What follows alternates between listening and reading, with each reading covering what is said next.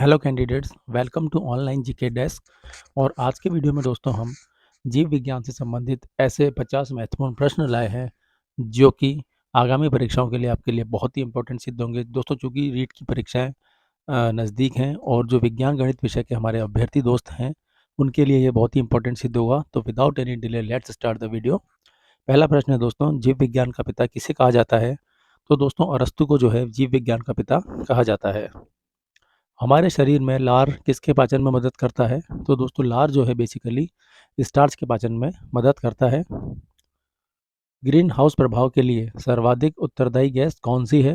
तो दोस्तों carbon dioxide जो गैस है वह ग्रीन हाउस इफेक्ट के लिए सबसे ज़्यादा उत्तरदायी मानी जाती है।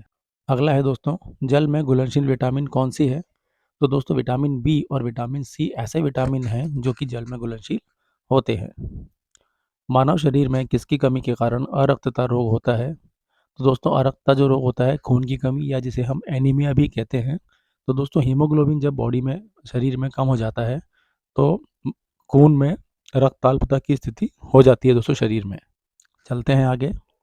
एक नवजात शिशु के शरीर में कुल कितनी हड्डियां होती हैं? तो दोस्तों नवजात के शरीर में 300 हड्डियां होती हैं और एक वयस्क जब मनुष्य हो जाता है तो उसके शरीर में हड्डियां 206 हो जाती हैं। अगला है, किसकी उपस्थिति के कारण टमाटर का रंग लाल होता है? तो दोस्तों लाइकोपीन वह वर्णक है जिसके कारण टमाटर का रंग हमें लाल दिखाई देता है। इन्फ्लुएंजा रोग किसके कारण होता है? तो दोस्तों इन्फ्लुएंजा एक विषाणु जनित रोग है। तो दोस्तों ये विषय विषाणु के कारण होता है। लाल रक्त कणिकाओं का निर्माण हमारे शरीर में कहाँ पर होता है? तो दोस्तों अस्थि मज्जा जो है जिसे हम बोन मैरो भी कहते हैं वो ऐसी जगह है दोस्तों जहाँ पर लाल रक्त कणिकाओं यानी कि रेड ब्लड सेल्स का आरबीसी का निर्माण होता है। हमारे शरीर के किस अंग को आरबीसी का कब्रिस्तान कहा जाता है? तो दोस्तों प्लीहा जिसे हम स्प्लीन भी कहते हैं उसे आरबीसी यानी कि रेड ब्लड सेल्स का जो है कब्रिस्तान कहा जाता है। लार में कौन सा एंजाइम पाया जाता है? तो दोस्तों लार में टाइलिन नाम का एंजाइम पाया जाता है और दोस्तों इसीलिए कहा जाता है कि भोजन का पाचन मुख से ही प्रारंभ हो जाता है, क्योंकि जैसे ही भोजन लार के संपर्क में आता है उसका पाचन टाइलिन नामक एंजाइम से शुरू हो जाता है। मानव शरीर की सबसे लंबी हड्डी कौन सी है? तो दोस्तों वह हड्डी है फीमर जो कि हमारे जांघ की हड्डी होती है। मनुष्य में पुनः स्थापित होने वाले दांतों की कुल संख्या कितनी होती है? तो दोस्तों ऐसे दांत जो मनुष्य में एक बार टूटने के बाद दोबारा आ सकते हैं तो वह दांत होते हैं कुल मिला के 20। तो दोस्तों इन दांतों की संख्या हो जाएगी 20।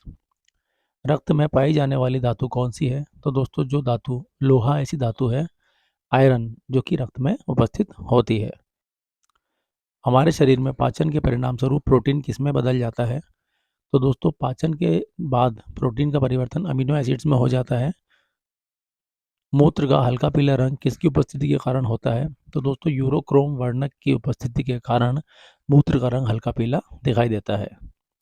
हमारे शरीर में पाई जाने वाली सबसे छोटी अंतःस्रावी ग्रंथि कौन सी है? तो दोस्तों पीयूष ग्रंथि यानी कि पिट्यूटरी ग्लैंड या जिसे मास्टर ग्लैंड या मास्टर ग्रंथि भी कहते हैं वह हमारे शरीर की सबसे छोटी ग्रंथि है। मानव शरीर में उपस्थित किस ग्रंथि को मास्टर ग्रंथि के नाम से जाना जाता है? तो दोस्तों पीयूष ग्रंथि या पिट्यूटरी ग्लैंड को मास्टर ग्रंथि भी कहा जाता है। मानव शरीर में पिट्यूटरी ग्रंथि कहाँ पर उपस्थित होती है? तो दोस्तों यह मस्तिष्क में यानी कि हमारे ब्रेन में उपस्थित होती है। विटामिन ए का सबसे समृद्ध स्रोत कौन सा है? तो दोस्तों गाजर जो है विटामिन ए का सबसे समृद्ध रोग है और दोस्तों विटामिन ए की कमी से रतौंधी नामक रोग भी हो जाता है। तो अच्छी नज़र और नज़र भी कमज़ोर हो जाती है। तो अच्छी नज़र और रतौंधी रोग ना हो इसके लिए हमें गाजर का या विटामिन ए से युक्त पदार्थों का अधिक से अधिक सेवन करना चाहिए। मनुष्य मनुष्य के रक्त का पीएच का मान कितना होता है? तो दोस्तों 7.35 से 7.45 तक मनुष्य रक्त का पीएच का मान होता है। तो इसका मतलब दोस्तों मनुष्य का जो रक्त होता है वह क्षारीय प्रकृति का होता है।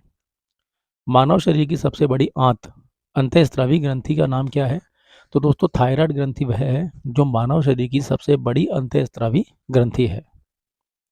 और किस वैज्ञानिक ने चेचक के टीके की खोज की थी? तो दोस्तों सर एडवर्ड जेनर जो थे उन्होंने चेचक के टीके की खोज की थी।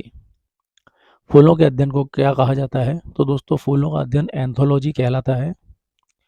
मानव शरीर की सबसे छोटी अंतःस्रावी ग्रंथि कौन सी है?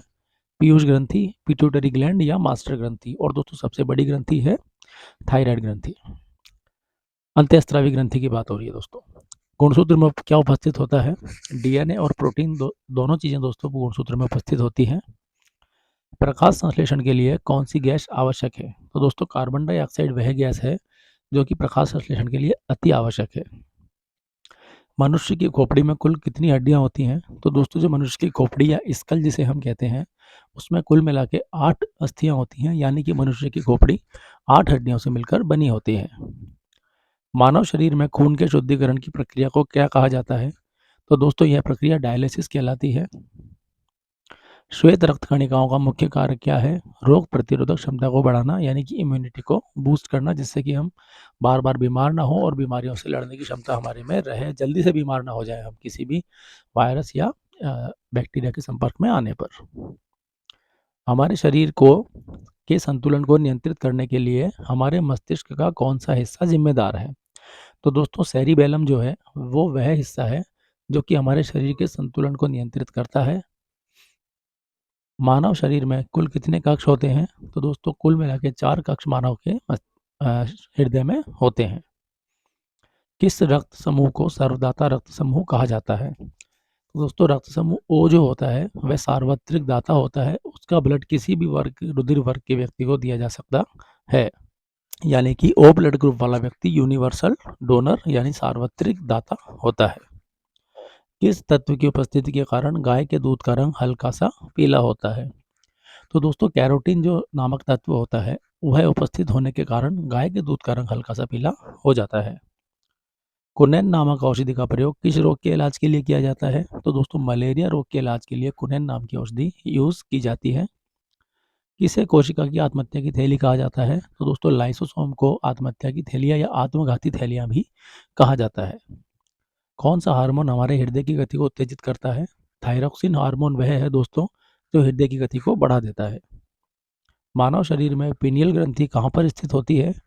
दोस्तों पीनियल ग्रंथि जो है मस्तिष्क में स्थित होती है। आंख में प्रवेश करने वाली प्रकाश की मात्रा को कौन नियंत्रित करता है?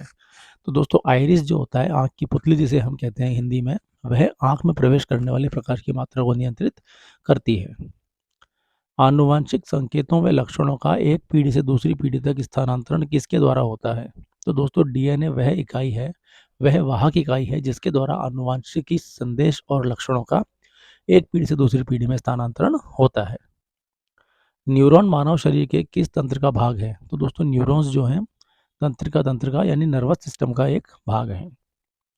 सामान्य मनुष्यों में कुल कितने गुणसूत्र पाए जाते हैं? तो दोस्तों कुल गुणसूत्र होते हैं 46, और जोड़ों की बात करें तो वह 23 यानी 23 जोड़े गुणसूत्र होते हैं, और कुल संख्या की बात करें तो 46 या 46 संख्या में गुणसूत्र उपस्थित होते हैं।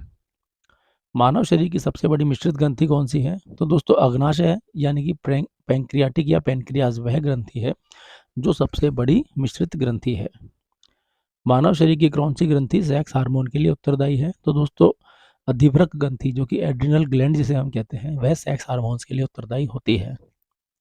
पुरुषों के सेक्स हार्मोन को क्या कहा जाता है?